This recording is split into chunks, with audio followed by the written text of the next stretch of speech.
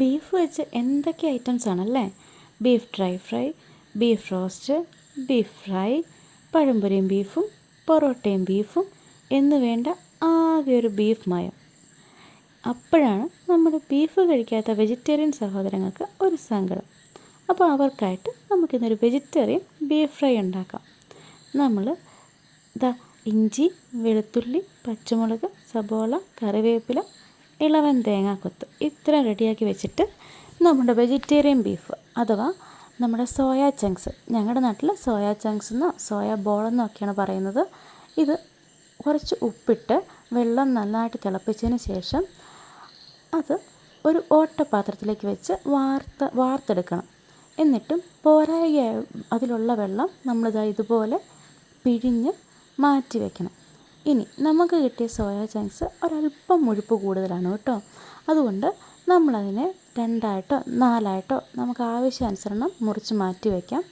ഇനി പൊടികളായിട്ട് മുളക് പൊടി, മസാലപ്പൊടി, മല്ലിപ്പൊടി, മഞ്ഞൾപ്പൊടി, കുരുമുളക് പൊടി ഇത്രയും പൊടികളൂടെ റെഡിയാക്കി വെച്ചതിന് ശേഷം കറിയുടെ പണിയിലേക്ക് കിടക്കാം.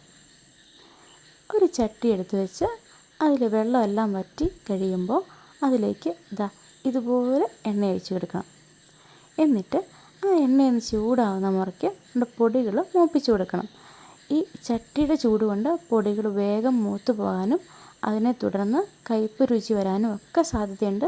നമ്മുടെ കറിയുടെ അത്രയും രുചി മുഴുവൻ പോവും. അതുകൊണ്ട് പൊടി മൂപ്പിക്കുമ്പോൾ സൂക്ഷിച്ച് ശ്രദ്ധയോടെ വേണം ചെയ്യാൻ. എന്നിട്ട് അതിലേക്ക് അരിഞ്ഞു വെച്ച സബോള, ഇഞ്ചി, വെളുത്തുള്ളി, പച്ചമുളക്, കറിവേപ്പില ഇത്രയും ഇട്ട് ഒന്ന് ഇളക്കി കൊടുത്തതിന് ശേഷം അതിലേക്ക് ഉപ്പും കൂടി ഇടും. അതെല്ലാം ഒന്നുകൂടി ഒന്ന് ഇളക്കി യോജിപ്പിച്ചതിന് ശേഷം അതിലേക്ക് നമ്മൾ അരിഞ്ഞു വെച്ചേക്കുന്ന ആ സോയാ ചങ്ക്സ് അഥവാ സോയാ ബോൾ അതും കൂടി ഒന്നിട്ട് കൊടുക്കും. ഇങ്ങനെ ചെറുതായിട്ട് അരിയുന്നത് വഴി പെട്ടെന്ന് വേവാനും റോസ്റ്റ് ആവാനും എളുപ്പം കിട്ടും. ഇനി അതെല്ലാം കൂടി ഒന്ന് കൂട്ടി യോജിപ്പിച്ച് ഒന്ന് മിക്സ് ചെയ്തതിന് ശേഷം അതിലേക്ക് നമ്മൾ അരിഞ്ഞു വെച്ച ഇളവൻ തേങ്ങാക്കൊത്ത്, അത് മൂത്തതും ആവരുത്, ഇനി കരിക്ക് പരുവത്തിലുള്ള തേങ്ങയുടെ കൊത്തും ആവരുത്. ഇളവൻ തേങ്ങ പരുവത്തിൽ ഇതുപോലത്തെ തേങ്ങാക്കൊത്ത് വേണം. എന്നാലേ അതിൻ്റെ ശരിയായ രുചി കിട്ടുള്ളൂ.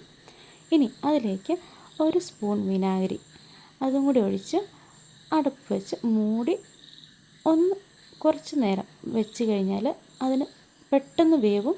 എന്നിട്ട് നമ്മൾ നോക്കിക്കഴിയുമ്പോൾ വെള്ളം വറ്റിയും തോന്നുവാണെങ്കിൽ അല്പം വെള്ളവും കൂടി ഒഴിച്ചു കൊടുത്ത് ഒന്നും കൂടി ഒന്ന് മൂടി വെച്ച് വേവിച്ച് കഴിഞ്ഞാൽ നമ്മുടെ സോയാ ചങ്ക്സ് റെഡി ആയിട്ടുണ്ട്. പക്ഷേ ഇങ്ങനെ കഴിക്കുന്നതിലും ഇത് നന്നായിട്ടൊന്ന് വരട്ടിയെടുത്താൽ അതിൻ്റെ ടേസ്റ്റ് കൂടും. അതിനായിട്ട് അല്പം ചുവന്നുള്ളിയും വെളുത്തുള്ളിയും കൂടെ എണ്ണയിൽ നന്നായിട്ട് മൊരിയിച്ചെടുക്കണം. ഇതുപോലൊരു ബ്രൗൺ കളറിലെത്തുമ്പോൾ അതിലേക്ക് നമ്മൾ സോയാ ചങ്ക്സ് കൂടി ഇട്ട് ഇളക്കി ചെറു തീയിൽ ഇട്ട് ഇളക്കി അതിലെ വെള്ളം മുഴുവൻ വറ്റിക്കണം. അപ്പോൾ ഇതുപോലെ ഡ്രൈ ഫ്രൈ ആയിട്ട് വരും. എങ്ങനെയുണ്ട് നമ്മുടെ വെജിറ്റേറിയൻ ബീഫ് ഫ്രൈ? ഇതാണ് വെജിറ്റേറിയൻ BDF. അപ്പോൾ എല്ലാവരും ട്രൈ ചെയ്ത് നോക്കൂ.